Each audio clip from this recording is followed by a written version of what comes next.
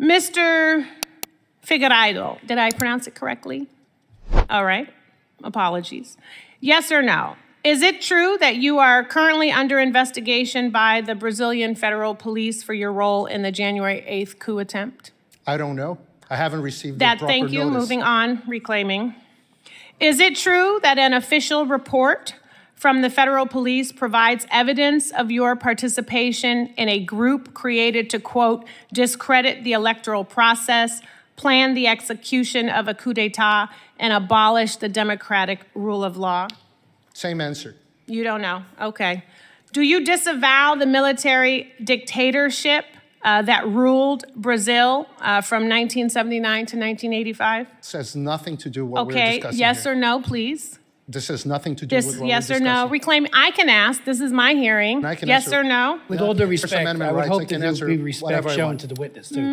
Moving With on. all due respect for the witness and vice versa. Mr. Chair, vice versa. With all due respect to everyone involved in this hearing, I would like to say at the outset that this is not the hearing on Brazil that I believe we should be having today. The hearing I believe we should be having is one focused on the 200th anniversary this year of the bilateral relationship between the United States and Brazil, the two largest democracies in the Western Hemisphere. The hearing I believe we should be having is one focused on the many areas of cooperation between our two countries, on labor and workers' rights, climate and protecting the Amazon, combating hunger, poverty, and violence, and expanding sustainable and broad-based economic growth, stability, security, and peace throughout the hemisphere. Above all, we should be working to advance our critical partnership with Brazil in a spirit of mutual respect. Unfortunately, the framing of this hearing, which I believe presents a distorted view of Brazilian democracy and provides a platform to those seeking to undermine it, does the opposite of that. Rather than strengthening our relationship, a hearing like this serves only to damage and undermine it. Brazil is a strong and vibrant democracy with a robust civil society and media, a multitude of political parties representing a huge political spectrum, and an electoral system that is rightly considered to be one of the most secure and rapid in the world. Like all democracies, including right here in the United States, there are healthy debates to be had about aspects of the country's institutions. But I want to be clear, internal politics and debates on constitutional and legal issues should be decided by the Brazilian people, their elected representatives, and Brazil's judiciary. The United States Congress is not the forum for it.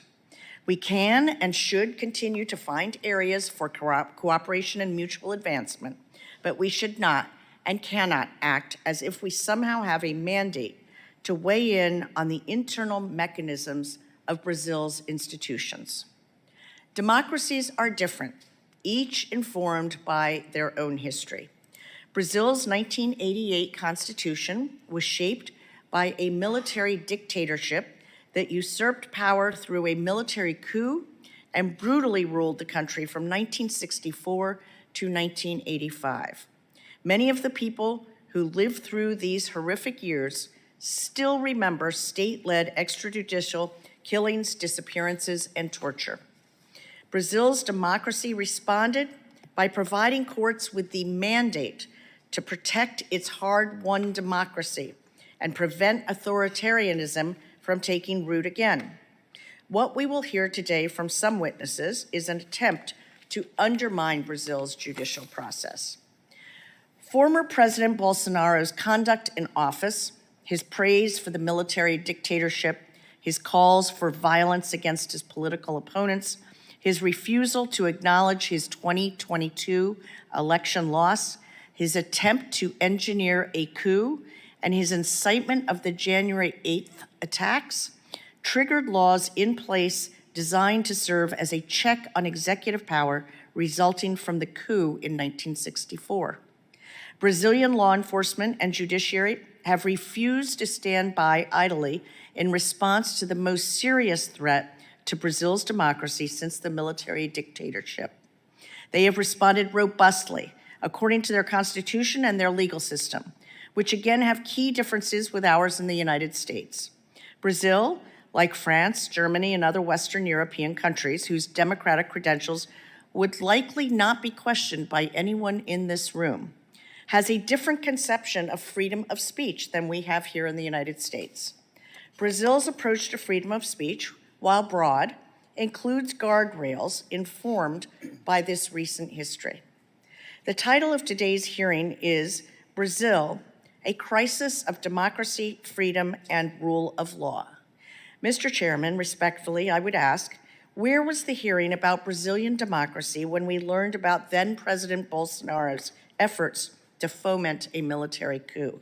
Where was the hearing after supporters of former President Bolsonaro led a coordinated attempt to overthrow the country's democracy on January 8th, 2023? This brings us to January 8th and the parallels between January 6, 2021 and January 8, 2023. Put simply, the January 8th attack, conducted in the manner it was clearly inspired by the January 6th attack.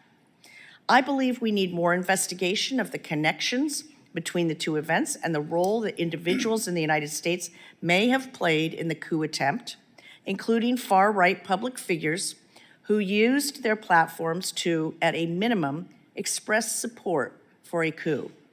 This is another essential question I would have liked to see reflected in the framing of this hearing.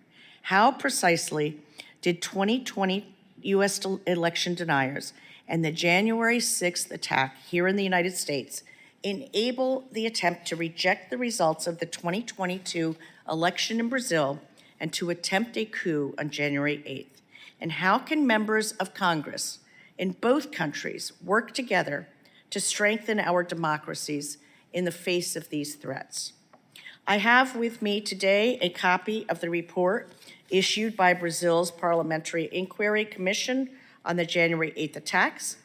It contains critical findings. Mr. Chairman, I am submitting excerpts of the report for the record. I am also entering a statement prepared by Representative Jim McGovern, the co-chair of the Tom Lantos Human Rights Commission, into the record. Brazil's 2022 elections were free and fair. The United States government, alongside the international community, recognized the results immediately.